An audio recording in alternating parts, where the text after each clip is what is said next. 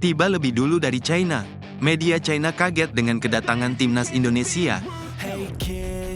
Timnas Indonesia dikabarkan oleh media Sohu telah tiba lebih cepat di Qingdao dibandingkan dengan skuad China yang dilatih oleh Branko Ivankovic. Usai melakoni pertandingan grup C putaran ketiga kualifikasi Piala Dunia 2026 zona Asia melawan Bahrain yang berakhir dengan hasil imbang 2-2, timnas Indonesia langsung bergerak cepat menuju China. Dengan menggunakan pesawat charter, mereka terbang ke Qingdao untuk bersiap menghadapi laga melawan China di Qingdao Youth Football Stadium. Menurut laporan dari media China, Sohu, rombongan timnas Indonesia tiba di Qingdao lebih awal dibandingkan dengan timnas China. Unggahan terbaru di akun Instagram resmi timnas Indonesia juga menunjukkan bahwa Maarten Paes dan rekan-rekannya sudah menjejakkan kaki di China dan disambut oleh Perhimpunan Pelajar Indonesia Tiongkok, Shandong. Timnas Indonesia dilaporkan sudah sampai di China pada Jumat petang, tanggal 11 Oktober tahun 2024. Hal ini disebut Sohu sebagai kejutan, karena jarang sekali tim tamu tiba lebih cepat dari tim tuan rumah dalam persiapan kompetisi internasional. Timnas Indonesia, yang datang setengah hari lebih awal, menunjukkan keseriusan dan persiapan penuh mereka dalam menghadapi pertandingan melawan China. Sementara itu, skuad China baru tiba di Qingdao pada Sabtu pagi, tanggal 12 Oktober tahun 2024, setelah bertanding melawan Australia. Skuad China sendiri juga menggunakan pesawat charter setelah pertandingan mereka di Adelaide, Australia, yang berakhir dengan kekalahan 1-3. Dalam 3 pertandingan di grup C kualifikasi Piala Dunia 2026, China belum meraih 1 kemenangan pun, sementara Indonesia berada 1 posisi di atas China dengan 3 poin hasil dari 3 kali imbang melawan Arab Saudi, Australia, dan Bahrain. PSSI kirim surat protes. Erick Thohir minta timnas fokus laga lawan China. Ketua Umum PSSI, Erick Thohir, mengingatkan timnas Indonesia untuk segera melupakan hasil pertandingan melawan Bahrain dan beralih fokus ke laga berikutnya menghadapi China. Menurut Erick, masalah yang timbul saat melawan Bahrain adalah bagian dari dinamika sepak bola. Pada pertandingan ketiga grup C putaran ketiga kualifikasi Piala Dunia 2026 zona Asia yang berlangsung di Stadion Nasional Bahrain, Indonesia bermain imbang 2-2 melawan Bahrain. Timnas sebenarnya berpeluang menang dengan skor 2-1, namun gol Muhammad Marhon pada menit ke-99 yang terindikasi curang membuat hasil akhir mengecewakan.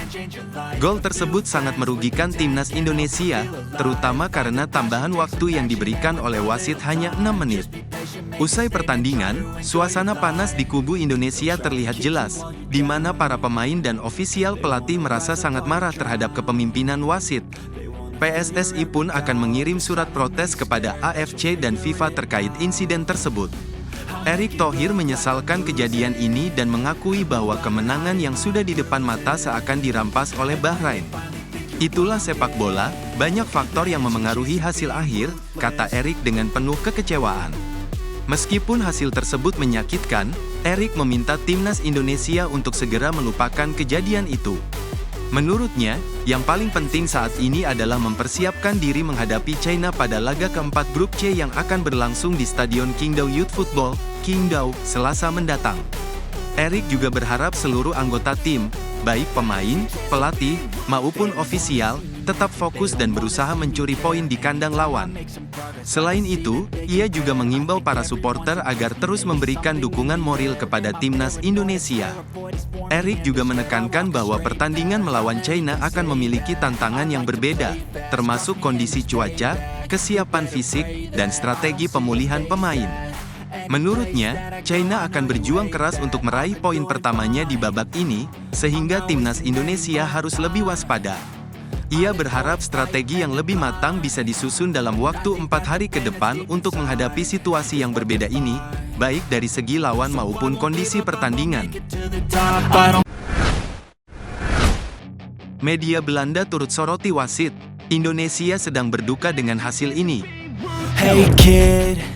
Timnas Indonesia tampil tangguh saat menghadapi Bahrain dalam lanjutan kualifikasi Piala Dunia 2026 zona Asia. Meski bermain di hadapan supporter lawan, mental skuad Garuda tetap kokoh, meski harus kebobolan lebih dulu oleh Bahrain. Namun, Ragnar Oratmangun berhasil menyamakan kedudukan menjelang akhir babak pertama, memberi harapan bagi timnas Indonesia. Tak lama setelah itu, Rafael Struijk sukses membawa Indonesia unggul 1-2, memperbesar peluang mereka untuk meraih kemenangan. Pada menit-menit akhir pertandingan, wasit Ahmed Abu Bakar Al-Kaf dari Oman memberikan tambahan waktu 6 menit, sesuai dengan informasi awal. Namun, secara mengejutkan, laga terus berlanjut hingga menit ke-99, di mana Bahrain berhasil mencetak gol penyeimbang. Keputusan ini memicu protes dari pemain Indonesia, yang merasa tidak ada alasan khusus bagi wasit untuk menambah waktu hingga 3 menit lebih lama dari yang dijadwalkan. Ketegangan pun sempat terjadi di lapangan karena keputusan tersebut dianggap merugikan Indonesia. Media Belanda, Voetbal International, turut menyoroti insiden ini, menyoroti tambahan waktu misterius yang merugikan timnas Indonesia. Keputusan wasit dinilai aneh karena sebenarnya tidak ada insiden yang mengharuskan waktu tambahan lebih lama. Laporan tersebut menegaskan bahwa fisik pemain yang kelelahan ditambah keputusan yang kontroversial membuat emosi para pemain meningkat.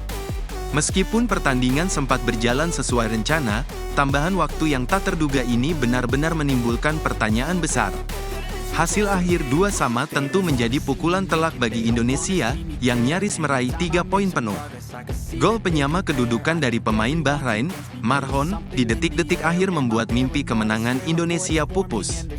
Laporan tersebut menutup dengan pernyataan bahwa gol di menit ke-99 menjadi akhir tragis bagi Indonesia, yang sebelumnya berada di ambang kemenangan, hanya untuk berakhir dengan hasil imbang yang mengecewakan.